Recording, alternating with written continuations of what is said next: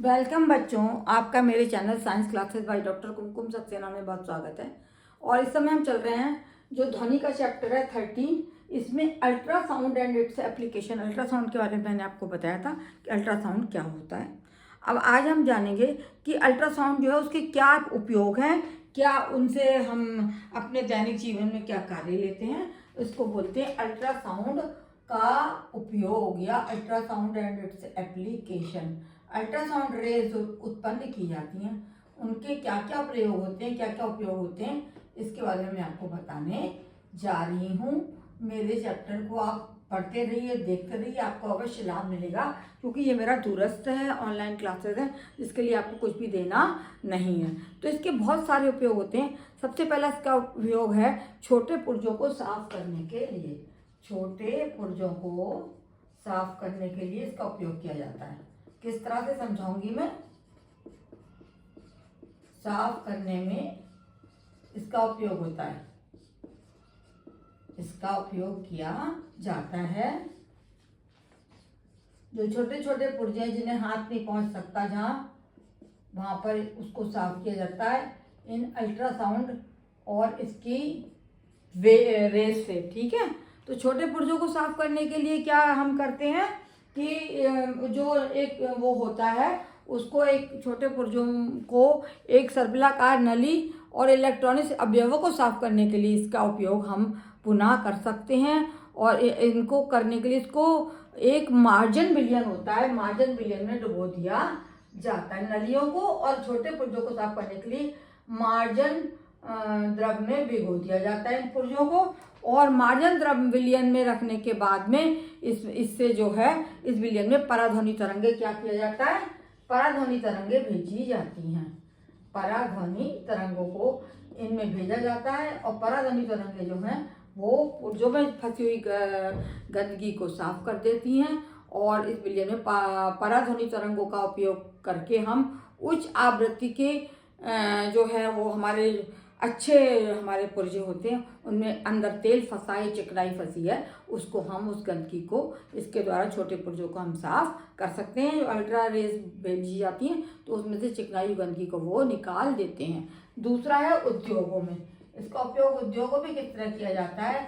बहुत सारे उद्योग होते हैं जिसमें इसका अल्ट्रासाउंड रेज का उपयोग किया जाता है। ठीक है, अल्ट्रासाउंड में धातु में जो मेटल्स लगाई जाती हैं मकानों में या उद्योगों में जो बनाए जाते हैं, उनमें जो है वो दरारें तथा अन्य दोषों का पता लगाने में जो हमारे क्या होते हैं, जो धातु के जो हमारे होते हैं, धातु के पुर्जों में धातु के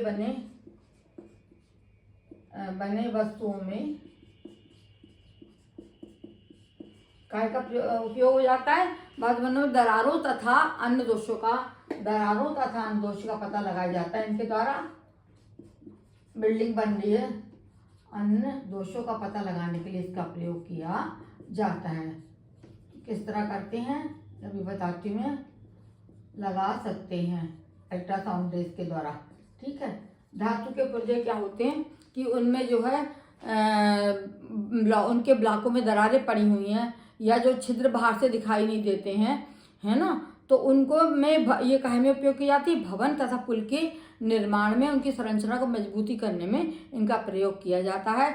तो पराध्वनि ऐसे जो पुर्जे होते हैं उनमें से गुजारी जाती है, उनके उसमें से गुजारी जाती है तथा प्रेषित तरंगों का पता लगाने के लिए संसूचकों का प्रयोग किया जाता है। काय का प्रयोग करते हैं हम, संसूचकों का प्रयोग करते हैं।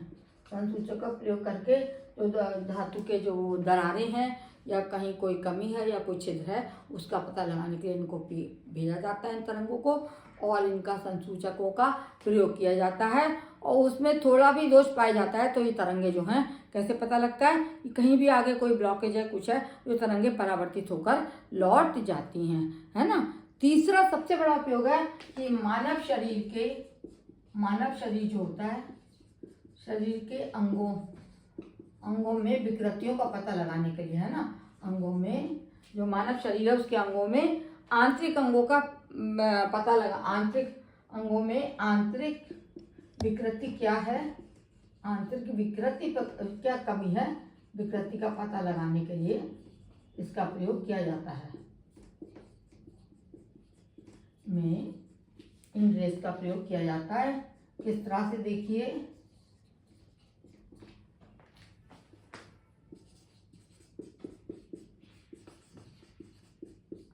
सुना होगा आपने, गुर्दे में पथरी हो जाती है ना लोगों के, है ना।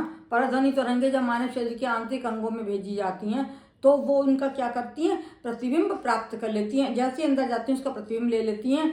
ये गुर्दे तथा पथरी अन्य अंगों में भी हो जाती है, या कहीं पर हमारे ट्यूमर है उसका पता लगाने के लिए इन पराध्वनि तरंगों का प्रयोग किया जाता है। क्योंकि उस स्थान से ये जहाँ पे गांठ होती है या जहाँ पे कोई आपके पथरी वगैरह है, वहाँ से परावर्तित होकर ये लौट जाती हैं, और जहाँ पर ऊतक का घनत्व अधिक होता है वहाँ से भी ये परिवर्तित हो जाती। घनत्व कब होगा, जब कोई उसमें ठोसपन होगा या कोई ऊतकों में इकट्ठे हो जाते हैं या कोई ट्यूमर टाइप का गांठ होती है, तो उसका पता लगाने के लिए इनका प्रयोग करते हैं। इनको भेजा जाता है और ये वहाँ से जहाँ पर ये चीज़ पाई जाती है वहाँ से परावर्तित होकर लौट जाती हैं।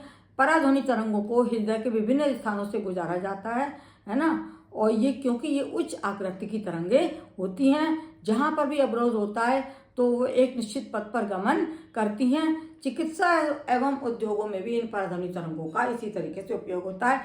हृदय का, अगर हृदय में आपके कोई कमी है तो ईसीजी जो होता है वो भी इसी पर डिपेंडेंट होता है। ईसीजी, है ना, ये क्या कहलाता है, ये कहलाता है ईसीजी, है ना। ईसीजी को हम अगर पूरा नाम देंगे तो इको कार्डियोग्राफी, क्या होती है, इको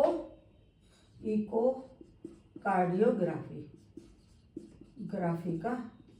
ग्राफी के द्वारा जो है मनुष्य के हृदय की स्थिति का पता लगा लिया जाता है, गुर्दों का पता लगा लिया जाता है, तथा उनका उपयोग करके जहाँ पर भी ये होता है, अगर गांठ बड़ी है तो उसको तोड़ के, गुर्दे की अगर गांठ है उसको तोड़ के ये मूत्र के द्वारा बाहर निकाल दी जाती। तो ईसीजी जो हमारा किया जाता है मानव शरीर में, या गुर्दे की पथरी का आकलन किया जाता है, वो भी इन्हीं तरंगों के द्वारा ही किया जाता है ना। और हृदय के विभिन्न अंगों से होकर इनको गुजारा जाता है। जहाँ कोई रुकावट है या बड़ा हो रहा है, हृदय का कोई चैम्बर बड़ा है, वहाँ से लौट जाती हैं। इस प्रकार से ये ऊतकों में जो है पराध्वनि तरंगे गति करती हैं, और उस जहाँ जब कोई अवरोध है, कोई ग्रोथ है, वहाँ का पता लगा के ये वहाँ से परावर्तित हो जाती हैं। मेरे चैनल को आप बच्चों लाइक करिए, सब्सक्राइब करिए जिन्होंने नहीं किया, तथा आप अपने फ्रेंड्स को आप इसको शेयर करिए। इस